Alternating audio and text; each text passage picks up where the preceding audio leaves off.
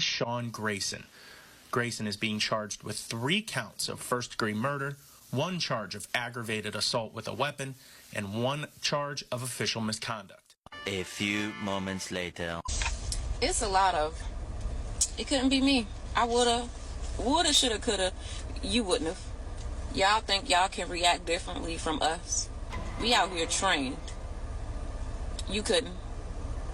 You say that because you have time to think right now. We don't have time to think, pop off. So again, you could never. You would never. Put the badge on and let me see you do it. Shut up. No!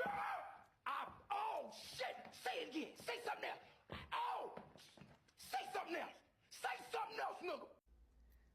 What in the Uncle Tom Sambo shucking and jiving hell is this lady talking about?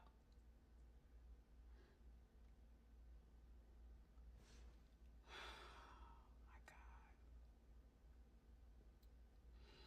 I hope that lady is no longer a police officer or a deputy sheriff, wherever she was one at.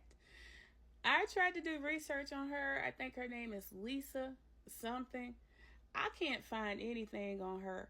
But the fact that she made a video like that and put it out there just says that if she is in a situation similar to that, that she would make the very same decision, which makes her a liability.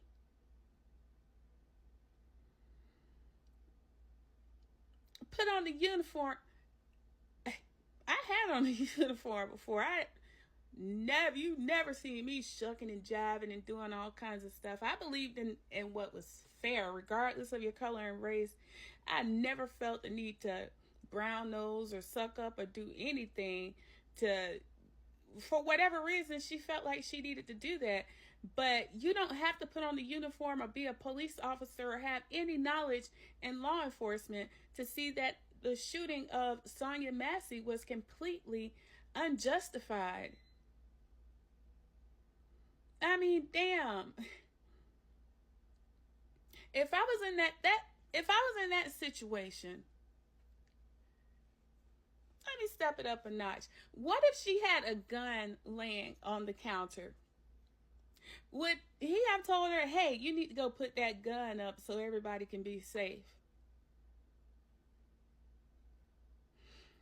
What I would have done in a situation, especially if I had a partner with me, I would have been like, hey, Miss Massey, I'm going to have my partner go over there and turn that pot off for you and, just dump the water out so that everybody can be safe.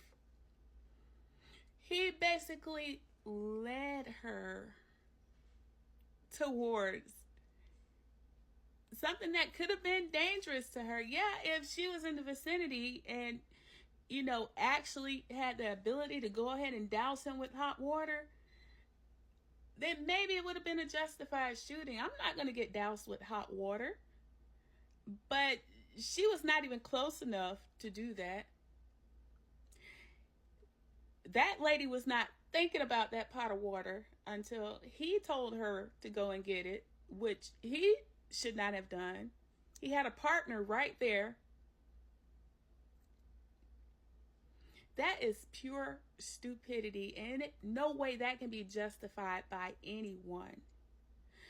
This lady, this police deputy sheriff lady, is embarrassing to, in my opinion, to anybody that is a police officer and to anybody that is a black person. Like, why would you paint the narrative that cops are that dumb? Now, it's some bad apples out there, but I mean, you got to be pretty sharp on that job. I'll be honest. You got to be pretty sharp on that job. And when she said you have no time to think, she was wrong about that. It might be a split second. It may be a quarter of a second. It may be an eighth of a second. But you have time to think.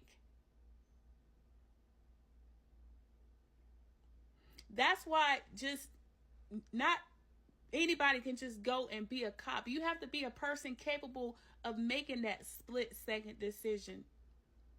And that was not a split-second decision. There was so much time to prevent what happened to Sonya Massey. If I was that cop, police lady Lisa. So yeah, I got interrupted during my recording. So now I know to put my phone on do not disturb whenever I'm going to make a video.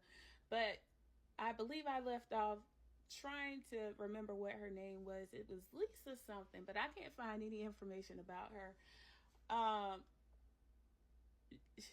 She is ridiculous. Excuse me. I don't even know how she passed the psychological exam to even become a cop, because damn. And I know I'm late on talking about this subject, social media wise, because I haven't been on social media that way.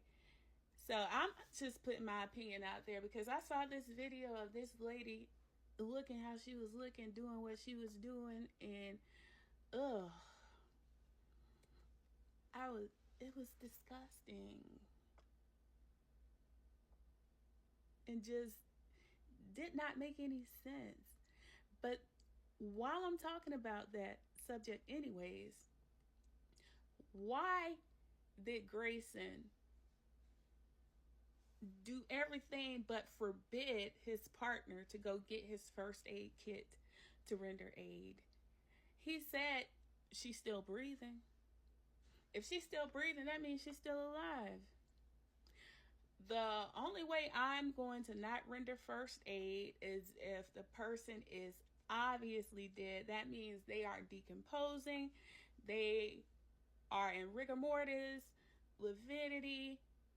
You got a fresh homicide, a fresh death. The person is still breathing. It takes a nose or a mouth to breathe.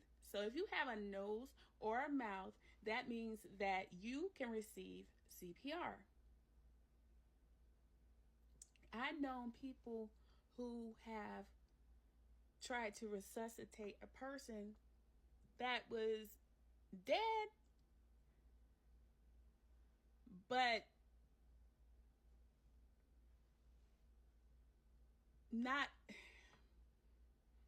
freshly dead, enough that they knew they were rendering aid on a deceased person, but they just felt better to continue the CPR or whatever aid they were giving until the professionals came, which would have been the paramedics. I would have gave her CPR or whatever she needed until a paramedic came and pronounced her dead. That way it's not on me, especially if I'm the person who caused the shooting, which in my mind now I have to be like, oh shit, like I'm about to go to prison.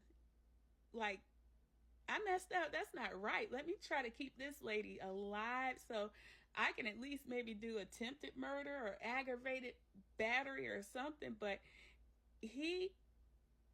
that's going to mess him up in court. Like that, to me, that borderline shows premeditation. If I was just a regular person on a jury, did not know anything about law enforcement, I had my own bias and everything, maybe a little bit uneducated, I would say maybe he intended to shoot her, because by him not allowing his partner to render aid, he was not determined to save her life. So is it really so crazy to imagine that maybe he wanted to take her life?